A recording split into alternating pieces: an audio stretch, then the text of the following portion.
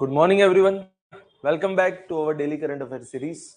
चलिए शुरुआत करते हैं आज के हमारी इस लेक्चर की और सबसे पहले देखते हैं कि वो कौन से टॉपिक्स है जो आपकी सिविल सर्विस प्रिपरेशन के लिए इंपॉर्टेंट है। So this are the topics of the day. The global risk report 2026, उसके बाद कुछ बातें करनी है तिरुकुरल के ऊपर। Then after traditional indelible ink and the last topic will be about project Suncatcher। तो वन बाय वन शुरुआत करते हैं अलग अलग टॉपिक्स। लेकिन टॉपिक्स को शुरू करने से पहले मैं आपको एक चीज बता दूं कि आपके सामने जो लेक्चर है उसकी पीडीएफ आपको हमारे टेलीग्राम ग्रुप की चैनल पे से मिल जाएगी, which is mention in the description box. So you can go there, you can download this PDF and you can see कि ये वाली जो पीडीएफ होगी वो आपको दोनों लैंग्वेज में मिलेगी, इंग्लिश और गुजराती। तो वो सारे के सारे एस्पिरेंट्स जो अपनी प्रिपरेशन गुजराती मीडियम में कर रहे हैं, आपके लिए भी वाली पीडीएफ है। प्लस आपको यहाँ पे प्रीलिम्स और मेंस दोनों के कंटेक्स्ट में आपके पास यहाँ पे डेटा हो जाएगा, ताकि आपको अलग से कोई डेटा वगैरह वहां पे करने की जरूरत नहीं पड़ेगी। चलिए शुरुआत करते हैं one by one the topics. And the first topic that is about global risk report 2026। अब देखिए, सबसे पहले जानते हैं कि एग्जैक्टली ये रिपोर्ट है क्या और किसने वहां पे इसको रिलीज किया हुआ है। सो वर्ल्ड इकोनॉमिक फोरम, उसने वहां पे इस रिपोर्ट के अंदर कुछ करी है बातें। तो ध्यान रखना है, ग्लोबल रिस्क रिपोर्ट 2026 वो किसने डिक्लेयर किया हुआ है? It is by WEF, that is World Economic Forum, and it has ranked geo economic confrontation as the world's top short term risk. Recently जिस तरीके के पूरी दुनिया के अंदर ट्रेंड है, वहां पे उन्होंने वर्ल्ड के शॉर्ट टर्म रिस्क के अंदर पहला नंबर जो है वो सबसे ज्यादा वहां पे जियो इकोनॉमिक कॉन्फ्रंटेशन को वहां पे दिया हुआ है, which is overtaking armed conflict, which is reflecting the rising trade wars, sanctions and weaponization of economic tools।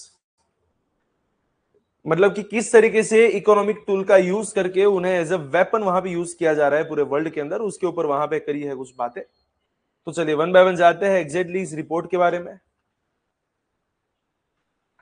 About global risk report 2026, it is the 21st annual assessment which is published by WEF, that is World Economic Forum, and drawing on the global risk perception survey of leaders from the government, business, academia, civil society as well as international organizations। साथ साथ it evaluates 33 global risk across 2-year as well as 10-year time horizons।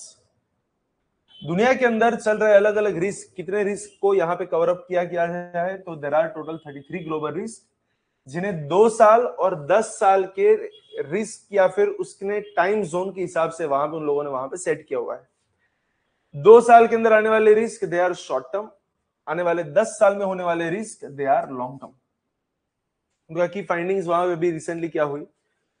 तो जियो economic confrontation जो है उसको अभी number 1 दिया हुआ है in the 2-year horizon, that is short term के अंदर, defined as the use of trade, tariff, sanctions etcetera etcetera.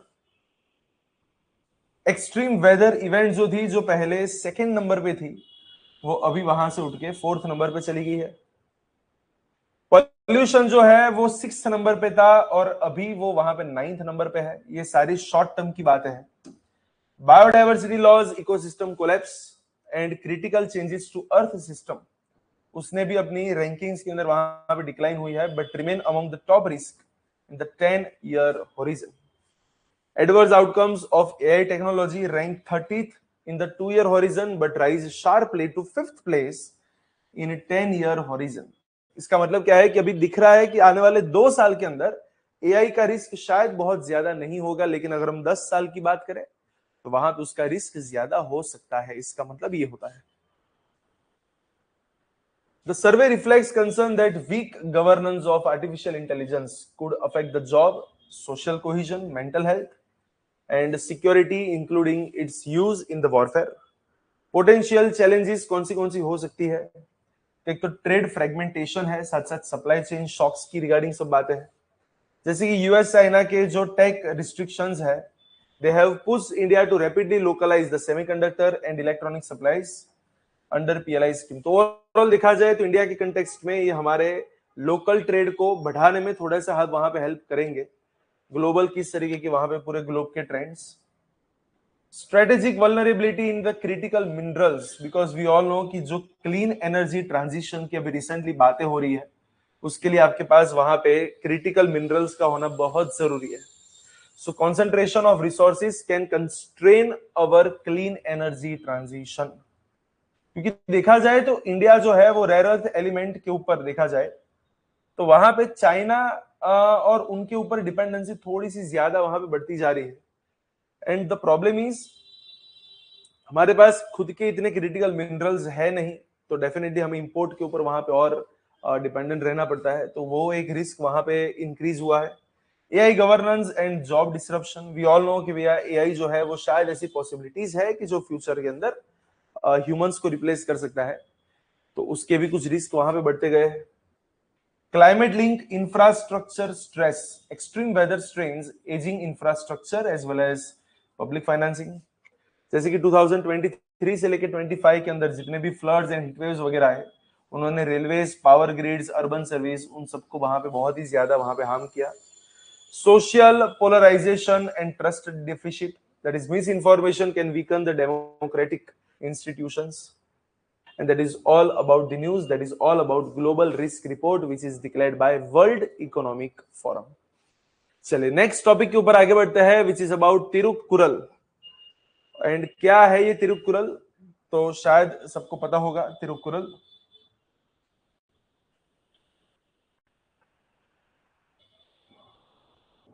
Famous जो संगम लिटरेचर है, वहां पे सेकंड संगम की एकमात्र जो बची हुई किताब थी हमारे पास, मतलब है हमारे पास, उसका नाम क्या है, that is about Tirukkural which was written by Thiruvalluvar. तो संगम के अंदर, हिस्ट्री के अंदर इसका मेंशन बहुत सी बार आता है। And recently the prime minister of India paid homage to Thiruvalluvar on homage to Thiruvalluvar on Thiruvarval Day as well, and urged citizens to read their book, his book, which is known as Tirukkural, highlighting its timeless ethical and social values. Thiruvalluvar day के अंदर prime minister ने उनकी वहां पे सराहना की है, उन्हें होमेज वहां पे ट्रिब्यूट वहां पे किया है, और साथ साथ तिरुक्कुरल को पढ़ने की लोगों को वहां पे थोड़ी सी और गुजारिश की है। एग्जैक्टली क्या है तिरुवल्लभुर या फिर Thirukkural? So Tiruvallabur was a celebrated Tamil poet philosopher which was traditionally linked to Sangam post-Sangam intellectual milieu, revered as a moral teacher across the South India. History की अगर हम बात करें, डेट्स की रिगार्डिंग बात करें, तो वो एग्जैक्टली हमें नहीं पता है, the exact dates are debated, but he is strongly associated in the popular memory of Mylapore, that is Chennai. उनकी की कंट्रीब्यूशंस क्या रहे, तो ethical philosophy for common life उन्होंने वहां पे बताई, presented practical morality for individuals, society and rulers through concise couplets. He also laid down the ideals of just rule, good administration, as well as public welfare.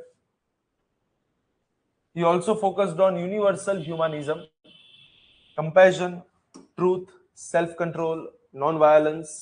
और अगर हम तिरुक्कुरल की बात करें, एक classic Tamil text of 1330 short couplets offering teachings on ethics, polity, economics as well as love.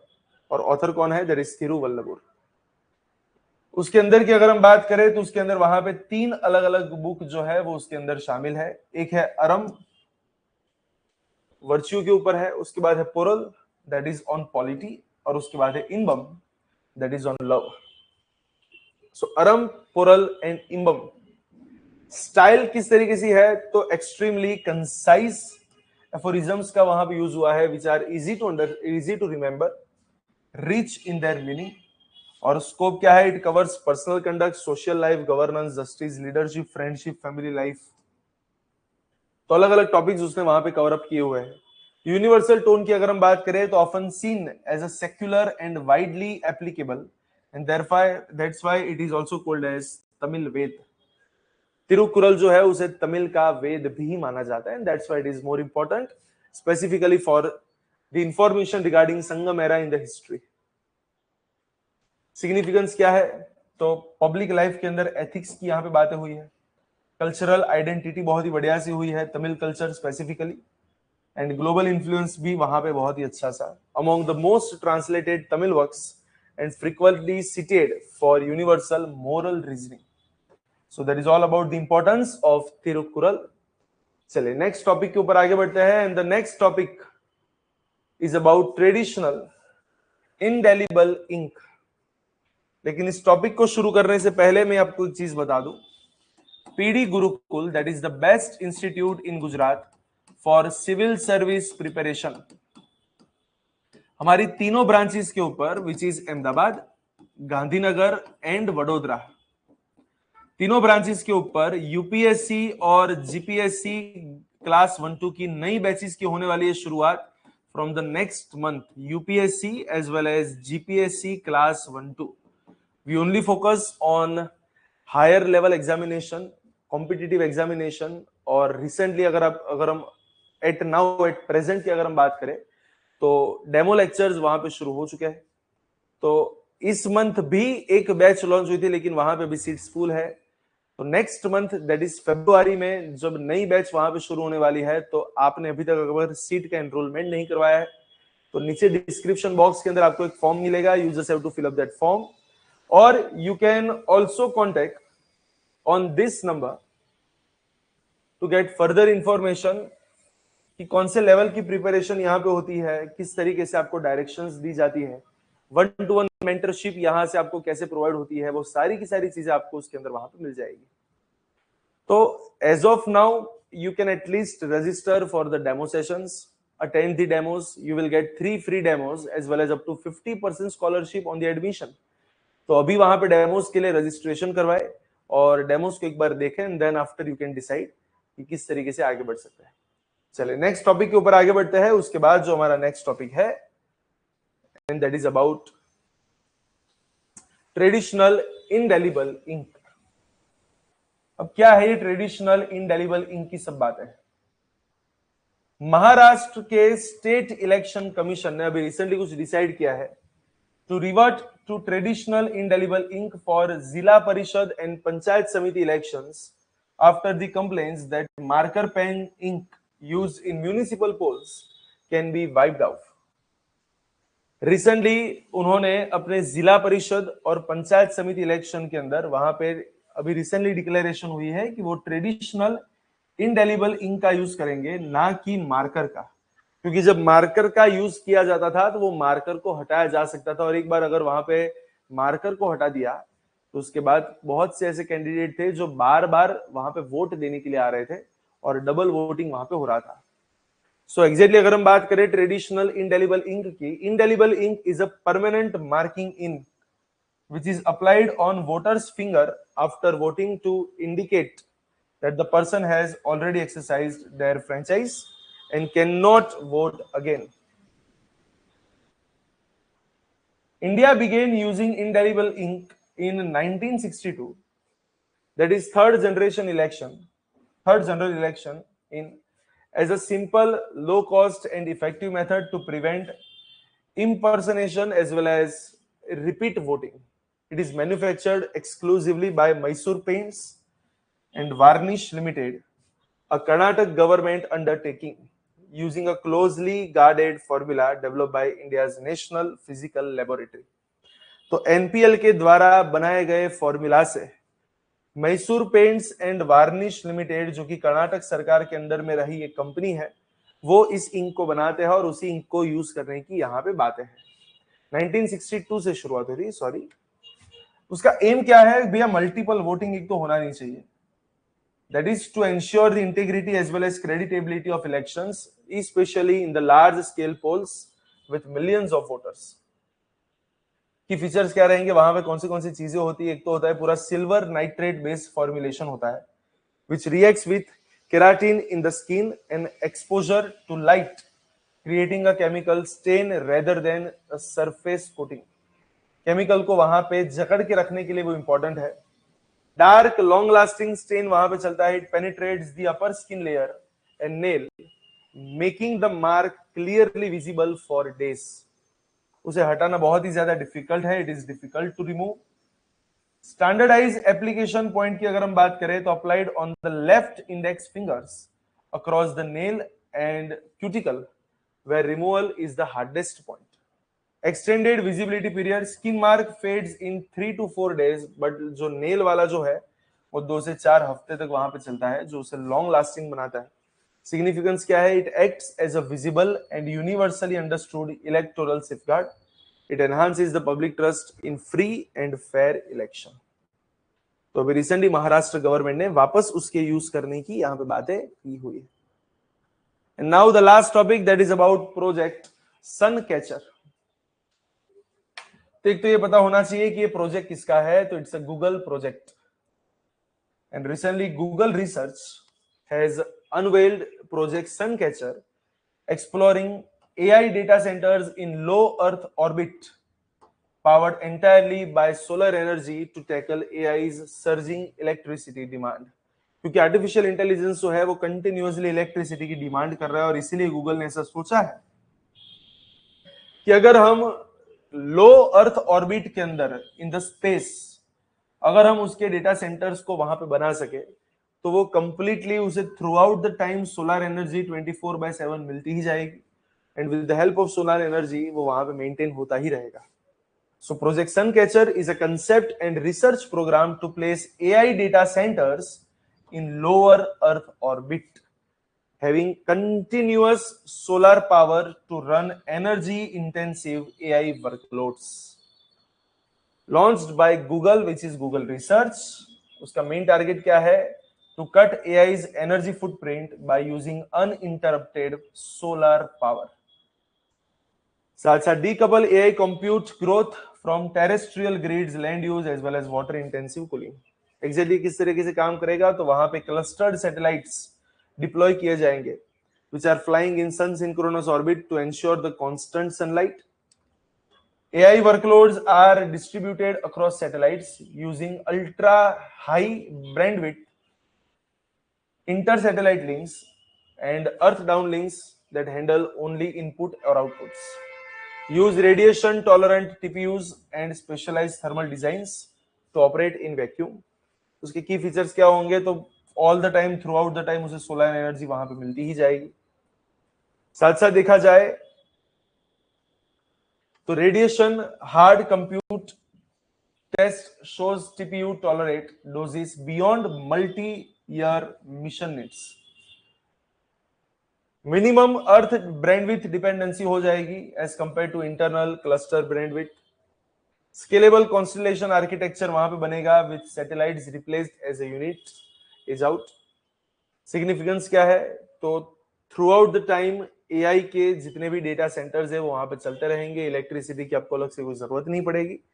तो वो साथ साथ हमारी ग्रिड्स, वाटर और land near terrestrial data centres, उन सब की रिक्वायरमेंट के ऊपर जो प्रेशर यहाँ पे बना हुआ है वो प्रेशर भी धीरे धीरे कम कर देगा।